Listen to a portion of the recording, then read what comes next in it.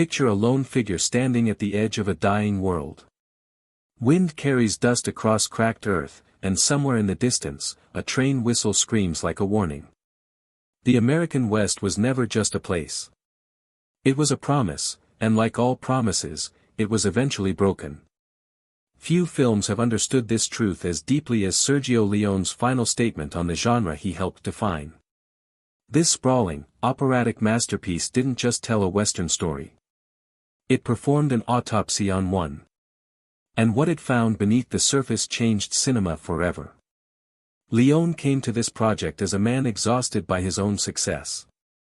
After reshaping the spaghetti Western into a global phenomenon, he was ready to walk away entirely, dreaming of other stories, other worlds. It took considerable convincing from producers, and the promise of total creative freedom, to bring him back for one final ride. What followed was not a return to familiar territory.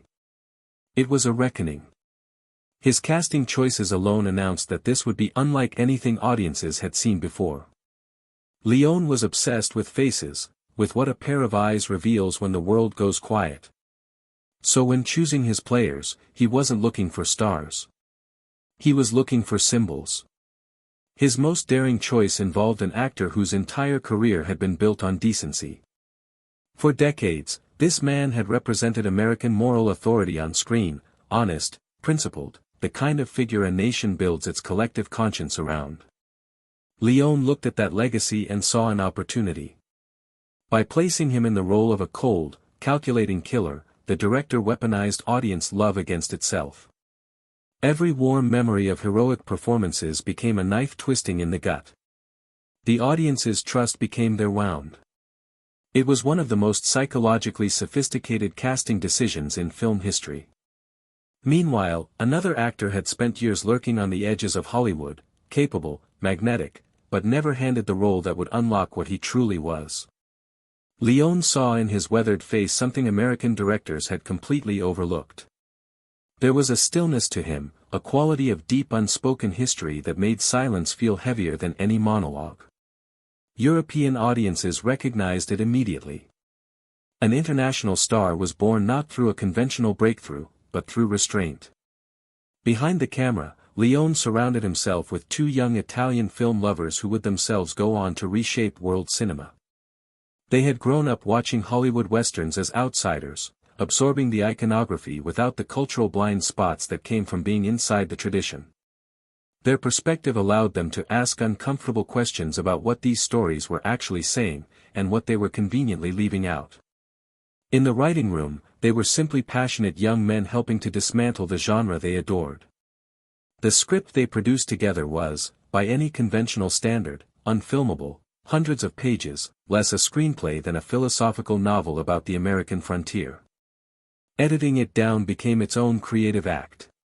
What survived felt essential. Nothing was wasted. Leone had an almost adversarial relationship with conventional pacing. Most directors, he believed, moved too quickly, afraid of silence, afraid that if nothing happened for 30 seconds, audiences would leave. He rejected this fear entirely. He stretched moments until they became unbearable. He held on faces past the point of comfort. He delayed action with such deliberate patience that by the time violence finally arrived, it carried the accumulated weight of everything withheld.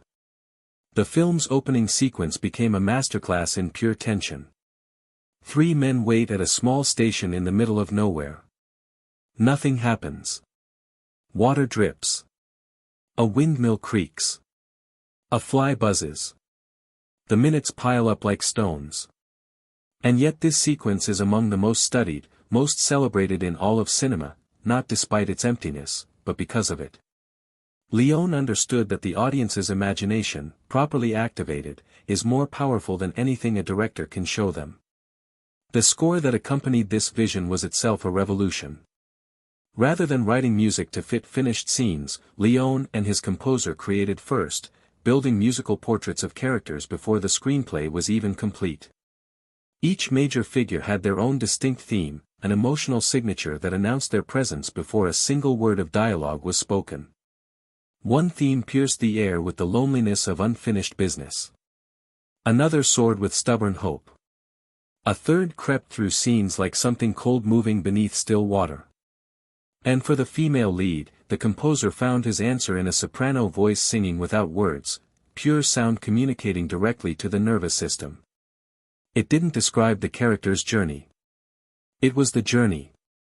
The landscapes themselves were a kind of deception. Much of what audiences believed was the American Southwest was actually Spain and Italy.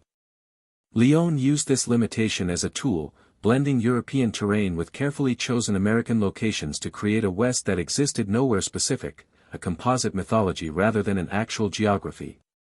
This was entirely appropriate, because the story he was telling wasn't about a real place. It was about an idea. A collective fantasy projected onto empty land. Rather than avoiding the clichés of the genre, Leone collected them with anthropological enthusiasm. The dusty saloon, the arriving train, the showdown at noon, these familiar images were, for him, the vocabulary of a dying language. By using them consciously and deliberately, he transformed them from lazy shortcuts into artifacts. The saloon became a monument to everything about to disappear. The train became the march of a future with no patience for mythology. Costume became another instrument of moral disorientation. Traditional westerns operated on simple visual code, light clothing for heroes, dark for villains. Leone demolished this completely. Characters whose actions are monstrous appear in colors that traditionally signal virtue. Characters with decent instincts are dressed in ways that historically suggest menace. The visual language of the genre was turned against itself, forcing audiences to actually think rather than simply react. The director himself appears briefly on screen, at a funeral, watching a burial. This small, quiet presence was not vanity. It was witness. Leone was attending the death of the genre that made him, mourning publicly in his own film. There is something deeply moving about an artist inserting himself into his own elegy. The film's commercial fate in America added painful irony to its story. Distributors cut it down, misunderstood its rhythms, and marketed it as a conventional action picture. American audiences, expecting kinetic energy, found themselves confronting something operatic and philosophically ambitious in ways the genre had never attempted. Critics were baffled. Yet across Europe, it was embraced immediately as the masterpiece it was, a transatlantic divide that said as much about cultural expectation as about the film itself. Time delivered its verdict more honestly. The filmmakers who grew up studying this movie carried its lessons into their own work across every genre imaginable. That silence can be more eloquent than dialogue. That music can function as character. That making an audience wait is not a failure of pacing but a technique for making them genuinely care. These principles, absorbed from Leone's final western, echoed through decades of cinema that followed. The title itself contains the entire thesis. Once upon a time, for words that announce a fairy tale, a story existing in the realm of myth rather than history. Leone chose them because he understood the American West had never been real in the way its story suggested. It had always been a narrative, constructed to serve particular needs and justify particular actions. But the phrase also functions as farewell. Once upon a time means something that was, but is no longer. Something finished. Something that lives now only in memory. That is what this film ultimately is, not a western, but a western's last breath. A love letter written in full knowledge that the beloved is dying. Leone gave the mythology of the American West the ending it deserved, grand, mournful, achingly beautiful, and completely honest about the fact that everything it mourned had been, in some essential way, a beautiful and necessary lie.